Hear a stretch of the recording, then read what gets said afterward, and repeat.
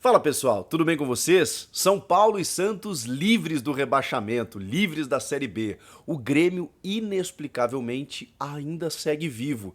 Mas vejam só, depende do Corinthians. Vai Corinthians! E o Inter, hein? Que campanha ridícula. Chega mais, eu sou o Chico Garcia, inscreva-se no canal e vamos juntos!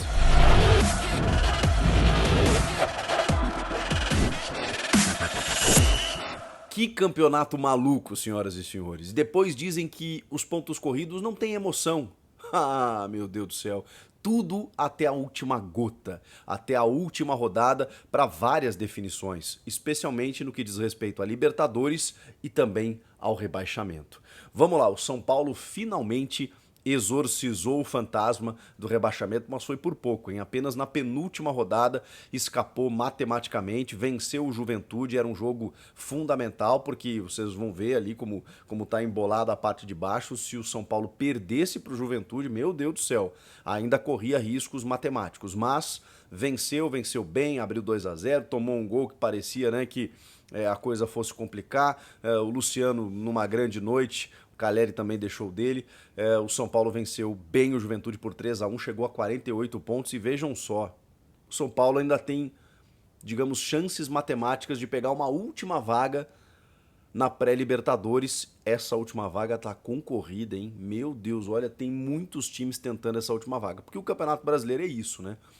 Tem que ser muito incompetente com ainda mais esses clubes de grande orçamento, e esse recado também vai para o Grêmio, obviamente, né, que está numa situação muito pior, mas tem que ser muito incompetente para não pegar uma vaga na Libertadores. Os times de grande orçamento, eles têm obrigação, são 8 vagas, gente, pelo amor de Deus, basta você estar inscrito no campeonato que você já pega uma vaga na Libertadores. Você começou o campeonato, opa, tá aqui uma vaga na Libertadores. Não estar na Libertadores para esses grandes clubes que investem muito, que têm grandes elencos, é realmente um fracasso total. E o São Paulo ainda tem essa dificuldade, né? Mas tava com outro problema, precisava escapar do rebaixamento. Escapou, ganhou do Juventude. Essa vitória do São Paulo sobre o Juventude, ela manteve o Grêmio vivo. Porque o Grêmio precisava que pelo menos um dos dois, dos seus principais concorrentes, o Juventude ou o Cuiabá, perdesse o seu jogo. O Cuiabá venceu o Fortaleza. Isso significa que se o Juventude tivesse empatado com o São Paulo, o Grêmio hoje estaria matematicamente rebaixado. Então essa vitória do São Paulo sobre o Juventude foi a que manteve o Grêmio ainda respirando por aparelhos, impressionante como essa agonia não termina. A gente está indo para a última rodada, o Grêmio que... né, moralmente, eu já tinha colocado o Grêmio na Série B há muitas rodadas, ele ainda segue vivo, ainda com chances.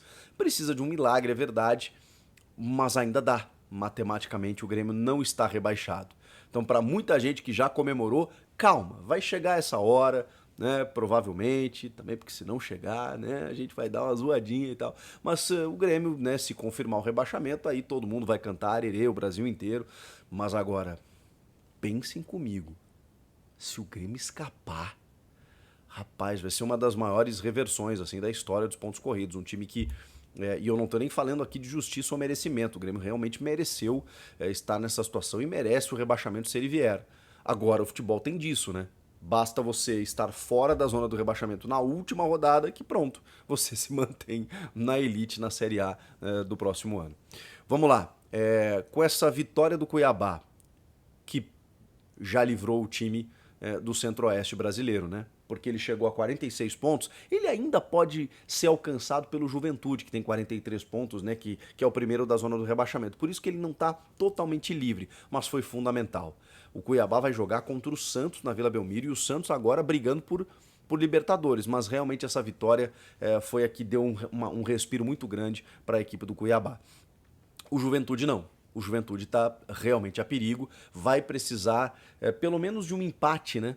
Dependendo de outros resultados, pelo menos de um empate, não, acho que o empate já garante, porque o Grêmio vai chegar no máximo a 43 pontos, não, mas ele vai depender do jogo do Bahia, né? Porque tem uma vaga ainda.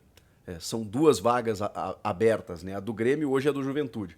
Então, se o Juventude empatar, ele pode até escapar, desde que o Bahia não vença o Fortaleza. Então, para ele se garantir mesmo, ele vai ter que vencer o Corinthians em Caxias do Sul. Só que isso é ruim para o Grêmio.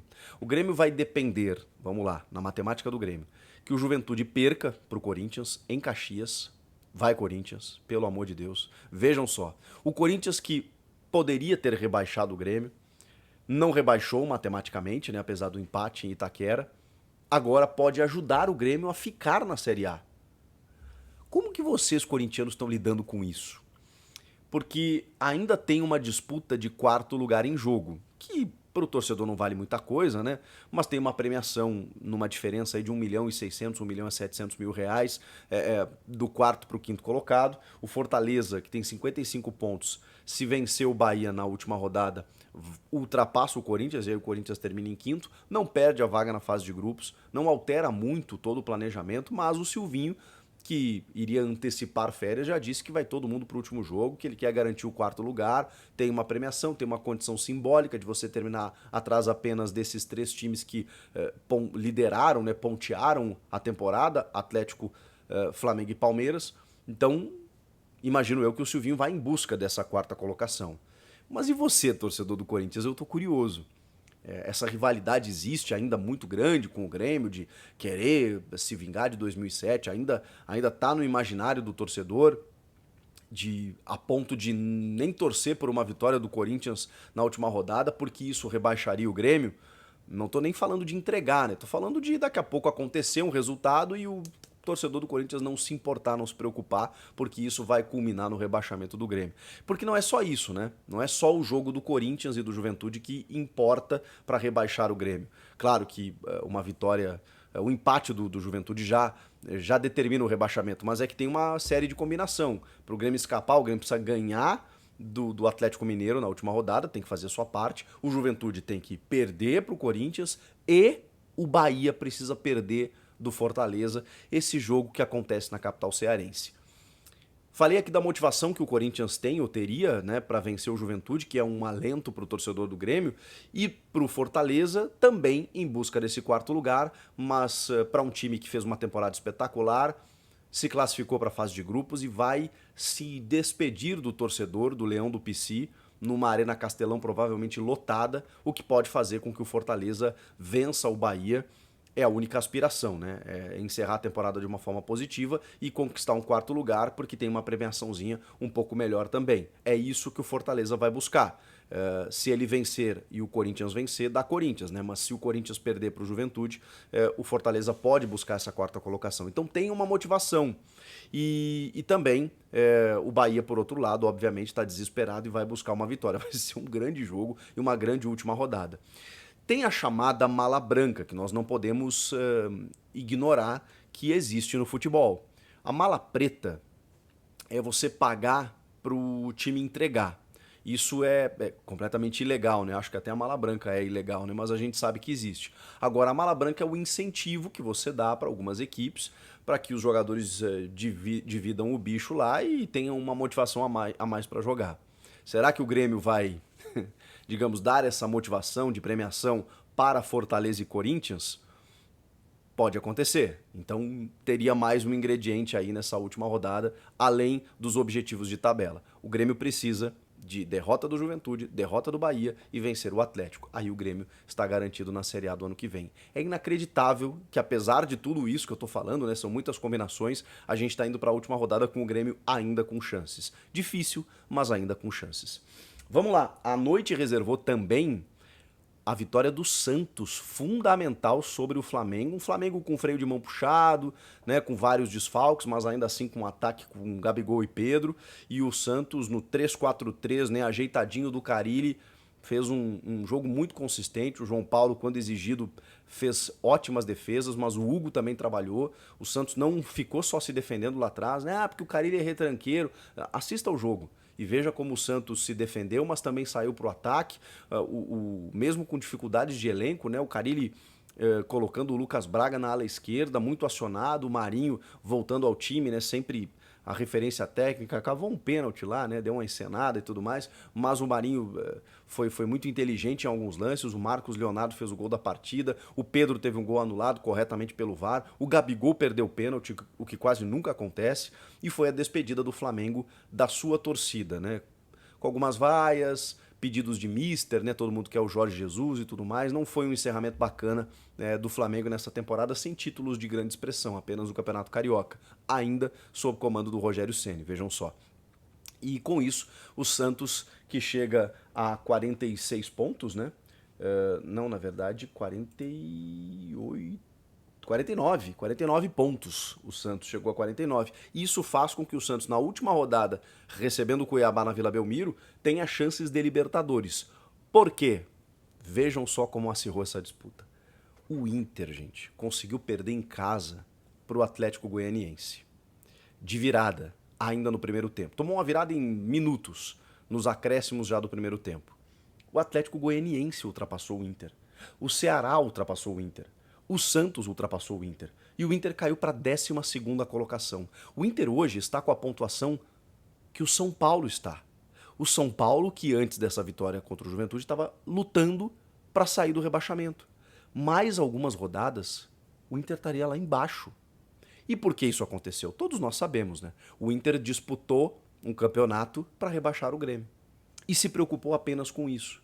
E jogou para vencer o Grenal, como venceu, levantou caixão, deu volta olímpica, comemorou com foto, como se fosse uma conquista, que ainda não aconteceu, e enquanto isso, não olhou para o próprio umbigo.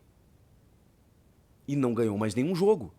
E despencou na tabela, praticamente está fora de uma condição de Libertadores e pode pegar uma Sul-Americana ou quem sabe nem isso. A campanha do segundo turno do Inter é ridícula.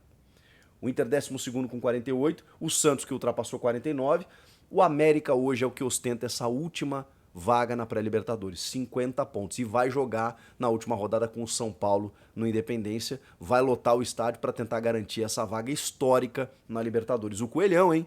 Que vejam só, foi comandado por Wagner Mancini numa recuperação no campeonato. Estava na zona do rebaixamento e quem tirou foi o Mancini. E depois, complementado aí no trabalho do Marquinhos Santos. Tá na 8ª posição, mas aí tem Atlético Goianiense, Ceará, Santos, o Inter ainda com chances remotas e vejam só, até o São Paulo na briga por essa última vaga na pré-Libertadores. A última rodada, senhoras e senhores, promete muito. Ainda a gente teve a vitória do Sport sobre a Chapecoense nesta noite, os dois já rebaixados. Teve também o empate do Atlético Paranaense, 0-0 com a molecada do Palmeiras. Isso garantiu matematicamente o Furacão também na Série A em 2022, né? O Furacão que está na disputa da final da Copa do Brasil com o Atlético Mineiro, agora, finalmente livre do rebaixamento também. Vai ser uma quinta-feira de fortes emoções para definir tudo isso. Quem vai para a Libertadores, quem não vai, e especialmente a briga do rebaixamento, que está muito emblemática, especialmente pela presença do Grêmio, né? Que tem uma alta folha salarial, um grande elenco e que não se esperava que estivesse nessa situação. E que tem a condição mais difícil, porque tem 40 pontos. O Juventude, que é o primeiro da zona, tem 43. Então o Juventude precisa de muito menos, o Bahia, que está fora, precisa de menos, depende apenas de si. O Cuiabá já numa condição muito mais interessante depois da vitória de hoje. O Grêmio não. Precisa vencer o Atlético Mineiro e ainda depender de Fortaleza para que vença o Bahia e o Corinthians, que vença o Juventude em Caxias do Sul. O mesmo Corinthians que quis muito rebaixar o Grêmio no último domingo em Itaquera e não conseguiu, efetivamente não conseguiu. Conseguirá agora, entregando ou empatando com o Juventude ou perdendo pontos para o Juventude? Tô muito curioso para ver como vai ser.